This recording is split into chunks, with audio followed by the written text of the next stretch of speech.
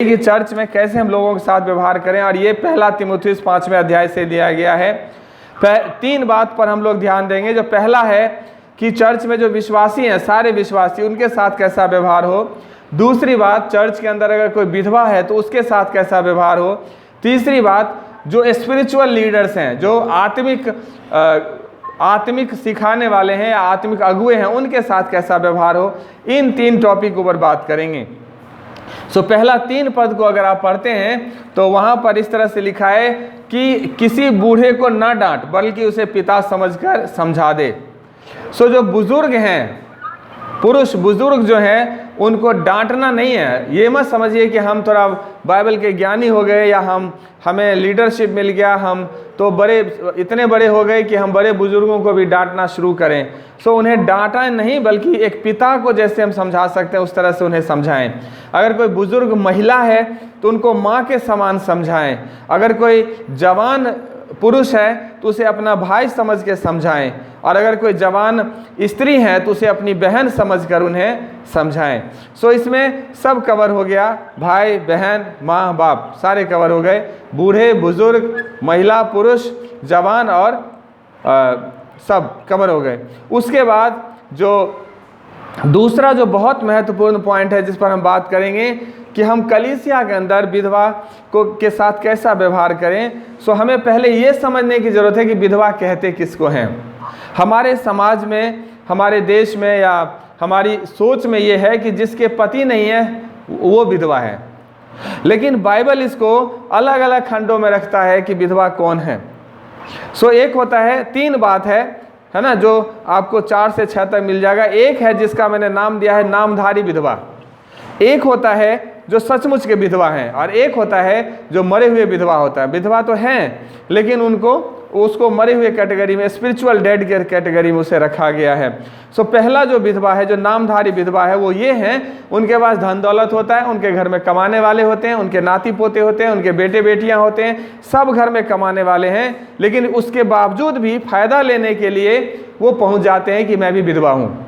और ये हमारे देश में बहुत चलता है। लेकिन बाइबल कहता है कि ये विधवा तो हैं, लेकिन ये उन जो प्रोविजंस हैं, उनके जो बेनिफिट्स हैं, जो चर्च एक सहायता करता है, इनके लिए नहीं है, क्योंकि इनको सारी ज़रूरत इनके परिवार से पूरा हो जाता है। दूसरा जो विधवा रखा गया है वो जो सचमुच के विधवा हैं, उसे विधवा कहा गया, जिसे सचमुच कलीसिया को सहायता करना चाहिए, जिसे और विश्वासी जो सांसारिक रूप से मजबूत है उसकी वो उसे सहायता करे। इसको कहा जाता है सचमुच के ये विधवा हैं। और इसके लिए जो क्वालिटी है, आप अगर 5वें पद में देखेंगे तो वहाँ पर लिखा है कि उसका कोई ना हो। पहली बात, वो विधवा हैं, पति नहीं है, उनके बच्चे भी नहीं है, उनका कोई देखने वाला भी नहीं है। ऐसे विधवा सचमुच में बाइबल के अनुसार से विधवा है, और कलीसिया की जिम्मेवारी है कि उसकी देखभाल करे, विश्वासियों की जिम्मेवारी है कि उसकी देखभाल करे। दूसरी बात, जो परमेश्वर पर ही आशा रखती हैं, उसका भरोसा मनुष्यों पर नहीं है। वो इधर उधर नहीं नजर आता कि कहाँ से क्या मिल जाए, कहाँ से क्या मिल जाए, बल्कि हर बात के लिए परमेश्वर पर ही भरोसा रखती हैं, और दिन और रात सिर्फ और सिर्फ परमेश्वर के सामने प्रार्थना करती रहती हैं। किसी के सामने हाथ नहीं फैलाती, बल्कि अगर हाथ फैलाती है तो सिर्फ और सिर्फ परमेश्वर के सामने हाथ फैलाती हैं। इसे कहा गया है सचमुच के विधवा। और जो तीसरा कैटेगरी के विधवा हैं, जिसको मैंने नाम दिया है मरा हुआ विधवा या स्पिरिचुअली डेड कहा गया है, डेड विडोज कह सकते हैं, वो है कि जो भोग विलास में पड़ गई है, वो जीते जी मर गई है। विधवा तो हैं, पति नहीं है, लेकिन भोग विलास में पड़ गई हैं कि कहाँ से मैं पैसे कमा लूँ, कहाँ से मुझे प्लॉट हो जाए, कहाँ से मैं दूसरे का गर्दन काट कर अपने बेटे के लिए कुछ कर दूँ। इसको विधवा, मरा हुआ विधवा माना गया है इस तरह से, और इसीलिए कहा गया है कि इनसे हमें सावधान रहने की जरूरत है। 3 कैटेगरी में विधवा है। अब इस तीनों विधवा में से किस विधवा को हमें सहायता करने की जरूरत है, ये भी हमें जानना जरूरत है। पहली बात, ऐसी विधवा की सहायता करें, हेल्प करें जो सचमुच में निर्दोष हैं। सचमुच में क्या है? निर्दोष है। निर्दोष का मतलब कि पति के साथ उसका जीवन अच्छा रहा, पति जब नहीं है तो भी उसका जीवन पवित्र पूर्वक समाज में है, और भरोसा सिर्फ और सिर्फ परमेश्वर पर रखती हैं। दूसरी बात जो है ये है कि उनका एज 60 साल से कम की नहीं हो, क्योंकि अगर 60 साल से कम की हैं तो इतना तो ज़रूर मेहनत कर सकती हैं, कमा सकती हैं कि अपना पेट पाल सकती हैं, है ना। ये चीज़ ध्यान रखें। और 60 साल की कम ना हो। और बात जो है वो कि वो एक ही पति के पत्नी रही हो, पूरे जीवन में एक पति के प्रति वो विश्वास योग्य रही हो, उसको उसकी आप सहायता कर सकते हैं। आगे की 10वें पद में लिखा है, जो तीसरी बात है कि उसका वो सुनाम हो। सुनाम का मतलब समाज में उसका एक अच्छा नाम हो। बेशक उसका पति नहीं है, लेकिन लोगों के नज़र में एक अच्छी औरत के रूप में, अच्छी पत्नी के रूप में, अच्छे स्त्री के रूप में उसका पहचान हो, है ना, ये ज़रूरी है। उसके बाद बच्चों का पालन पोषण सही ढंग से किया हो, जो भी परमेश्वर ने उसे जिम्मेवारी दिया उसका सही से करा हो। दूसरी बात जो ये बहुत महत्वपूर्ण है, एक विश्वासी विधवा होने के नाते, कि पहुनाई करने वाले हो, मतलब किसी दूसरे लोगों की सहायता मदद करने वाले। देखो विधवा हैं लेकिन दूसरों की सहायता मदद करने वाली हो, ऐसा स्वभाव हो, है ना। तीसरी बात जो है कि भले काम करने में मन लगाने वाला हो, भले काम करने के प्रति तैयार रहता हो, भले काम करने में, अतिथि का सम्मान करना जानते हो, और पवित्र लोगों का पैर धोया हो, मतलब पवित्र लोगों की सहायता मदद किया हो, उनकी सेवा किया हो, है ना, इस तरह से, है ना, और दीन दुखियों की भी सेवा किया हो, और अच्छे काम के लिए परमेश्वर के प्रति विश्वास योग्य और धर्मी रहा हो। सो इन लोगों की, इस तरह की जो विधवा है उसकी पूरी जिम्मेवारी होता है, ऐसे विधवाओं की पूरी जिम्मेवारी होता है कि चर्च या जो चर्च के विश्वासी हैं उनका ये जिम्मेवारी है कि वो उनका देखभाल करे, वो उनका क्या करे, देखभाल करे, कोई और नहीं बल्कि ये लोग उनका देखभाल करें, ध्यान रखें, है ना। और ऐसे विधवा जो विधवा तो हैं लेकिन चर्च उसे सहायता नहीं करती है, इन बातों को ध्यान से सुन लीजिए। चर्च इमोशनली किसी को सहायता नहीं करती, या आप जो एक विश्वासी हैं इमोशनली आपको किसी की सहायता करने की ज़रूरत नहीं है। जो रियल में जो जिस चीज़ की जहाँ ज़रूरत है उसी तरह से उनकी सहायता किया जाए, उसी तरह से मुंह देख करके काम नहीं करना। नहीं तो ध्यान रखना, हमारा प्रभु पक्षपात नहीं करता, अगर आपने पक्षपात किया तो बख्शे नहीं जाओगे, मैं पहले आपको बता रहा हूँ। और 11 से लेकर 16 तक लिखा हुआ है वो विधवा जो इस तरह के चर्च में वो सहायता, चर्च से मतलब या कोई विश्वासी उससे सहायता मतलब अपना समझकर, या क्या बोलते हैं, मुंह देखा, या चर्च पर आश्रित ना रहें, चर्च पर आश्रित ना रहें, बेसिकली मैं आपको बताऊं। सो वो जो विश्वासी हैं उसमें मैं आपको बताऊं 11 पद में लिखा है कि जो सुख विलास में पड़ गई हो, है ना। ये यहाँ इस तरह से लिखा है कि पर जवान विधवाओं के नाम ना लिखना, यहाँ क्लियर शब्दों में लिखा है कि जवान विधवाओं के नाम ना लिखना। विधवा है लेकिन जवान शब्द जोड़ा गया है। जवान इसलिए जोड़ा गया है कि शायद वो सांसारिक लालसाओं में, शारीरिक लालसाओं में अपने आप को इंगेज करके रखता है, इसलिए लिखा उसका नाम ना लिखना। क्योंकि जब वे मसीह का विरोध करके सुख विलास में पड़ जाती है तो विवाह करना चाहती है। मसीह का वो विरोधी है, इसलिए अगर उसका पति नहीं है तो ये इमोशनली ये मत सोचें इसका पति नहीं तो इसे सहायता करना चाहिए। वो खुद ही, मैं आपको बताऊं, एक ऐसे विधवा हैं आज के डेट में जिनके लाखों रुपए किराए आते हैं, लेकिन जब लॉकडाउन चल रहा है अभी हमारे देश में, तभी भी हमने देखा है कटोरी लेकर लाइन में खड़े हो जाते हैं। बाइबल नहीं कहता वो विधवाएं, जिनके बेटे कमाने वाले हमसे ज़्यादा पैसे कमाते हैं महीने के, और फिर भी वो विधवा के नाम पर बहुत सारे बेनिफिट उठाते हैं। बाइबल नहीं कहता कि वो विधवा है। और वो अगर कोई मदद कर रहा है, चाहे सरकार मदद कर रहा है, समाज मदद कर रहा है, या हम और आप कोई मदद कर रहे हैं, तो समझ लीजिए कि वो पैसा आप मदद इसलिए कर रहे हैं आपको नाम कमाना है। परमेश्वर से कुछ भी आशा मत रखिए कि आपको कुछ परमेश्वर से मिल सकता है ना। सो वो भोग विलास में लग गई हैं। 12वीं बात कि और दोषी ठहरती है क्योंकि उन्होंने अपने विश्वास को छोड़ दिया है। और सबसे बड़ी बात, जब सांसारिक बातों में उलझ जाती हैं तो वो क्या करते हैं, मसीह पर जो उसका विश्वास, उस विश्वास से वो भटक जाते हैं, प्रभु के सामने घुटना टेकने के बजाय दूसरों के सामने जो है ना अपनी कमजोरियां गिनाते रहते हैं ताकि उसे फायदा मिलते रहे। जो 13 पद है वो बहुत ही महत्वपूर्ण पद है, उसको ध्यान से सुन लीजिए। जो 13 पद है, 13 पद इस तरह से लिखा है कि इसके साथ ही साथ वे घर घर फिरकर आलसी होना सीखती हैं, है ना, और केवल आलसी ही नहीं पर बकबक करती रहती, औरों के काम में हाथ भी डालती है और अनुचित बातें बोलती हैं। सो ये सुन लीजिए, ये विधवा तो हैं लेकिन क्या करती हैं, घर घर फिरती हैं। सब एक एक घर, सोचता है चलो उस विश्वासी के पास चले जाएंगे कुछ ना कुछ मिल जाएगा, उस विश्वासी के पास चले जाएंगे कुछ ना कुछ मिल जाएगा। ध्यान रखिए, वो काम करना नहीं चाहती, वो आलसी हो गई हैं, उनसे भी आपको बचने की जरूरत है। बकबक करने का मतलब या तो दूसरे की बात आपको सुनाएंगे, या अपनी कमजोरियां आपको गिनाएंगे, या आपको कहेगा कि हम विधवा हैं आप हमारी सहायता करो, या आपको ऐसी बातें कहेंगे जिससे आप खुश रहो, या हो सकता है जो काम आप कर रहे होगे उस काम में आपकी कुछ हाथ बटाएगा ताकि वो आपको खुश करे, और हम इमोशनली उसके साथ हो जाते हैं, उसकी सहायता करते हैं। कई बार तो पास्टर जी से ही लड़ जाते हैं कि नहीं इनकी भी ऐसे ऐसे हो। तो ध्यान रखें, इन सारी बातों के से हमें सतर्क होने की ज़रूरत है। इसलिए मैं ये चाहता हूँ कि जवान विधवा ब्याह करे और बच्चे जने, घर संभाले और किसी विरोधी को बदनाम करने का अवसर ना मिले। सो अगर कोई विधवा संसार में या शारीरिक इच्छाओं में लीन होना चाहती हैं तो उसके लिए बेहतर ये है कि वो शादी कर ले, फिर अपना घर बार संभाले जैसे पहले संभाला करती थी।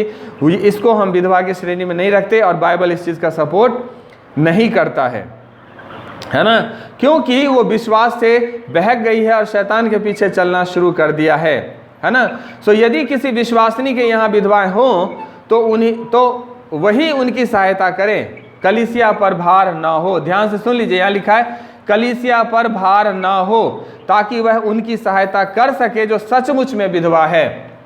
सो कई बार इस लॉकडाउन की स्थिति में या समय समय पर जब हम चाहते हैं कि ऐसे विधवाओं की सहायता किया जाए, ऐसे लोगों की सहायता किया जाए जो सचमुच में कमज़ोर है, सचमुच में सहायता करने के लायक हैं, उस टाइम हम क्या करते हैं कि हम अपनी इनकम दुनिया भर की होती है, बहुत सारे ऐसे विश्वासी हैं जो मुझसे ज़्यादा पैसे कमाते हैं, उसके बावजूद भी जब देखते हैं कि कहीं से कुछ मिलने के चांस होता है तो सबसे आगे जाके खड़े हो जाते हैं और बहाना दुनिया भर के होते हैं, जो बहाना मैं बोलना नहीं चाहता लेकिन मैंने पिछले दिनों में कुछ बहाना ऐसे सुने हैं।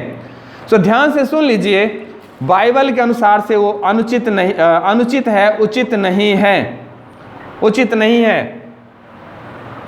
और ध्यान रखें, परमेश्वर किसी का पक्षपात नहीं करता, इसलिए हमें इतने कठोर शब्द कहने पड़ते हैं। अगर सचमुच में आपका भरोसा सिर्फ और सिर्फ परमेश्वर पर है, आपका कोई काम नहीं है, आपका कोई बच्चे संभालने वाला नहीं है, आपका कोई इनकम नहीं है, तो आप इन बातों को सामने ला सकते हैं।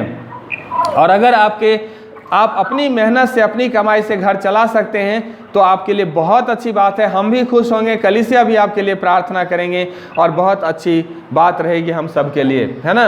और ये विधवाओं के बारे में बताया गया था, बहुत सारी बातें हैं, आप लोग पढ़ सकते हैं इसको और भी अच्छी तरीके से। और तीसरा खंड जो है कि जो स्पिरिचुअल लीडर हैं, आत्मिक जो अगुए हैं, उनके साथ हमारा कैसा व्यवहार होना चाहिए, इन बातों पर हमें विशेष रूप से ध्यान भी रखना चाहिए। पहली बात जो है, जो 17 पद में लिखा है कि जो प्राचीन अच्छा प्रबंध करते हैं, विशेष करके वे जो वचन को सुनाने और सिखाने में परिश्रम करते हैं, वो दुगुने आदर के योग्य समझे जाएं।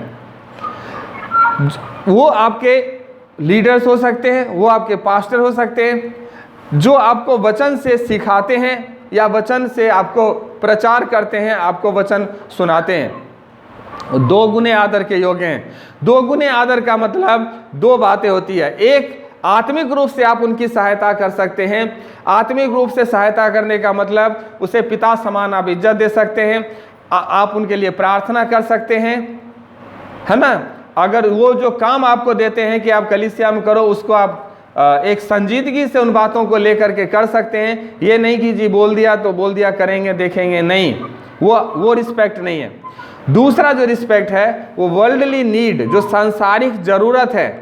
पास्टर की भी सांसारिक ज़रूरत होता है, आपके अगुए की भी सांसारिक ज़रूरत होता है, क्योंकि वो काम काज छोड़कर दिन और रात लगे रहते हैं आपके सेवा करने के लिए। कभी सोचा है कि उनके भी परिवार होते हैं, वो कैसे चलता है?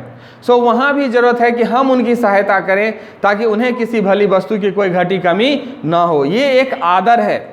जिस तरह से पिता जब बुजुर्ग हो जाता है, जब वो जवान होता है, पिता जब जवान रहता है, कमाने वाला रहता है, तो बच्चे उनसे पैसे लेते हैं, उनकी ज़रूरत को, बच्चे की ज़रूरत को वो माँ बाप पूरा करता है। लेकिन जब वही माँ बाप बुजुर्ग हो जाता है तो बच्चों की ये जिम्मेवारी बनता है कि वो अपने माँ बाप का आदर करें। और आदर में सिर्फ ये नहीं है कि पिताजी पापा जी करके, आदर में क्या है, उनकी ज़रूरतों का भी ध्यान रखने की ज़रूरत होता है। सो ये है कि जो अगुए हैं, चाहे वो पास्टर हैं, चाहे लीडर्स हैं, अगुए हैं, वो दोनों आदर के योग्य हैं। सांसारिक और आत्मिक दोनों रूप से आप उनकी सहायता कर सकते हैं, क्योंकि तीसरी बात लिखा है कि वो मजदूरी के हकदार हैं। कई बार हमें सुनने को आता है, मिलता है कि आपको तो प्रभु बहुत देता है, तो आपको क्या ज़रूरत है? मैं इतने दिनों से सेवा करता हूँ, आज तक प्रभु मुझे बोरी में भर के तो कुछ दे नहीं गया। हाँ, प्रभु एक जरिया जरूर बना देता है कि किसी न किसी सहारे से मेरी ज़रूरत को पूरा करता है, या दूसरों के लिए मुझे जरिया बनाता है, या किसी के लिए किसी को प्रभु जरिया बनाता है कि वो एक दूसरे की सहायता को पूरी करे। कभी प्रभु जब हम सो रहे होते तो रात में हमारे घर में रुपये डाल के नहीं जाते या राशन भरवा के नहीं जाते। ये सच्चाई है। ज़रूरत यह है कि हम एक दूसरे की सहायता करते, हम एक दूसरे की मदद करते। प्रभु हम सबको एक दूसरे का जरिया बनाते हैं और हम एक दूसरे की सहायता करते हैं। सो जो प्रभु के सेवक हैं वो उस मजदूरी के हकदार हैं, उसे वो मजदूरी मिलनी चाहिए, क्योंकि पुराने नियम लिखा है कि दौड़ने वाले बैल का मुंह नहीं बांधना चाहिए। जिस बैल से आप काम लेते हो, जिस बैल आप खेत में मेहनत करता है, जो बैल आपका अनाज तैयार करता है, जो बैल आपको 6 घंटे 8 घंटे 10 घंटे आपके साथ खेतों में मेहनत करता है, क्या आप उस बैल का मुंह बांध कर रखते हैं? उसे खाना नहीं देते? ज़रूरत है कि हम उनकी ज़रूरतों को पूरी करते हैं। इसी तरह से हम, और फिर दूसरी बात जो है वो ये है कि दोष लगाने का जब बात आ जाती है, कई बार लीडर्स में कमियां ढूंढ सकते हैं आप, पास्टर में कमियां ढूंढ लेते हैं, लीडर्स में कमियां ढूंढ लेते हैं, पास्टर्स में कमियां ढूंढ लेते हैं, या जिसके सिर पर कोई जिम्मेवारी होता है उसमें कोई ना कोई कमियां हम ढूंढ लेते हैं। ध्यान रखें, कमियां ढूंढने से अच्छा होगा उनमें अच्छाई ढूंढना, क्योंकि कमी हर सब में है। लेकिन फिर भी बाइबल कहती है कमियां ढूंढने के बारे में। अगर 19 पद को पढ़ेंगे तो वहाँ लिखा है कि कोई दोष किसी प्राचीन पर लगाया जाए तो बिना 2 या 3 गवाहों से उसको ना सुन। अगर आपको दोष ही लगाना है किसी के काम में, किसी में, तो पहले आप 2 या 3 बार चेक कर लें, या 2 या 3 लोगों को दिखाएं, या उस बात पर 2 या 3 लोगों की रजामंदी हो कि सचमुच में ये गलती है, बिब्लिकल नहीं है। मैं ये नहीं कहता कि लीडर्स गलती नहीं करते, मैं ये नहीं कहता कि पास्टर गलती नहीं करते, मैं ये नहीं कहता कि जो प्रभु के सेवक हैं वो गलती नहीं करते हैं, लेकिन हमेशा उसमें गलती ही ढूंढते रहना ये बिब्लिकल बात नहीं है। अगर आपको लगता है कि वो गलती कर रहे हैं तो 2 या 3 लोग भी ऐसा हो जो ये समझते हो कि सचमुच वो बिब्लिकल मिस्टेक है, और फिर उसको जो दूसरे 20वें पद में लिखा हुआ है, अगर ऐसी बात मिलता है तो उस पर उंगली उठाने के बजाय बेहतर होगा उन्हें आप समझाएं।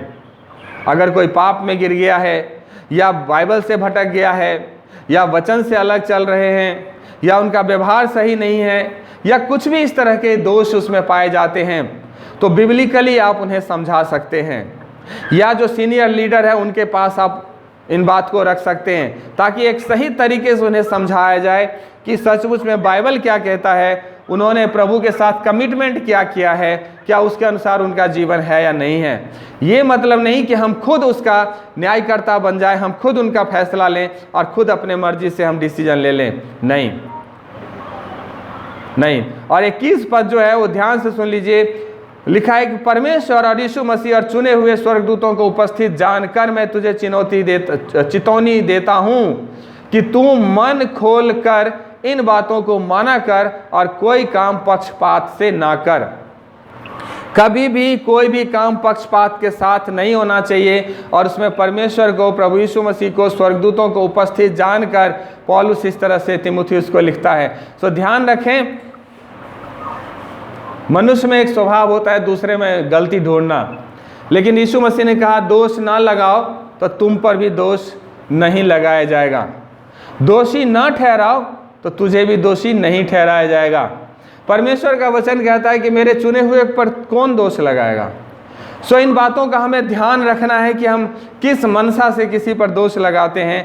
जरा ये भी हमें ज़रूर सोच लीजिए कि जब एक विश्वासी दिन रात अपने कामों पर ध्यान देते हैं कि कैसे मैं पैसा कमा लूँ, कैसे प्लॉट बना लूँ, कैसे घर बना लूँ, उसी पोजीशन में उसी समय पर एक लीडर, एक पास्टर, एक आपका अगुआ दिन और रात आपके लिए प्रार्थना करता है, अपने सांसारिक ज़रूरतों को पीछे छोड़कर, नौकरी नहीं करके आपकी सेवा करने के लिए दिन और रात लगा रहता है। इसलिए वो मजदूरी के भी हकदार हैं, दोहरे आदर के भी योग्य हैं, और दोषी ठहराने से पहले या दोष लगाने से पहले हमें 100 बार सोचना है। हाँ, लेकिन मैं ये भी नहीं कहता कि एक लीडर या पास्टर या अगुआ गलती नहीं कर सकता, गलती करते हैं, लेकिन बिब्लिकल उनको समझाना है, और यही बात कहा गया, और ये हमारे लिए बहुत ही ज़रूरी है ना। और तीसरी बात जो इसी खंड के अंदर है वो है कि पर्सनल डिसिप्लिन की बात करी गई है कि एक खुद को भी थोड़ा सा हमें डिसिप्लिन करना है। वो कैसे, जैसे कि खास करके पौलुस ने तीमुथियुस को खुद के लिए बोला कि आप अपने आप को कैसे ठीक कर सकते हैं। सो लीडर अपने आप को कैसे ठीक कर सकते हैं, उसके ऊपर भी कहा गया। एक विश्वासी अपने आप को कैसे ठीक कर सकते हैं, जो 22 पद में है कि किसी पर शीघ्र हाथ ना रखना और दूसरों के पापों में भागी ना होना और अपने आप को पवित्र बनाए रख।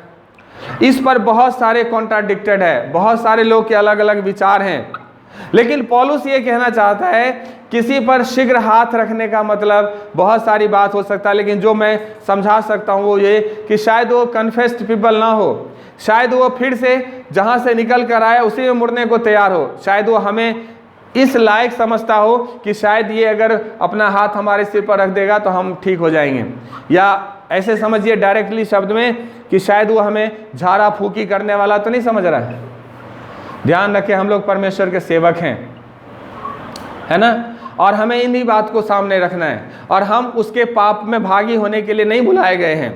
हमें खुद को पवित्र रखना है, हमें परमेश्वर को प्रसन्न करना है, मनुष्यों को प्रसन्न करने के लिए कभी काम मत करना। यीशु मसीह एक पापी को पाप से निकालने के लिए आया, पाप में रहने के लिए नहीं आया। सो हाथ रखने से पहले, सिर पर हाथ रखने से पहले हमें सोचना है। बहुत सारे इस पर बहसबाजी है तो उसको मैं अभी डिस्कस नहीं करूंगा। अगर किसी को बुरा लगता है तो हमें क्षमा करें, अपना जो बाइबल कहता है, जो आप समझ में आती है उस तरह से आप कर सकते हैं। हाथ कहाँ रखना चाहिए, कहाँ नहीं रखना चाहिए, आप और भी बाइबल को पढ़ सकते हैं, आप समझदार हैं, आप समझ सकते हैं। मैं अभी बहुत थोड़े से शब्दों में आपको बता दिया बस। 23 पद को अगर देखेंगे तो वहाँ पर ये भी बड़ा कॉन्ट्राडिक्टेड है। जो शराब पीने वाले लोग हैं, या यूँ कहें जो शराबी टाइप के लोग हैं, वो इस बात को बहुत समझाते हैं कि पौलुस ने खुद तीमुथियुस को बोला है कि थोड़ा थोड़ा दाख रस पी लिया कर।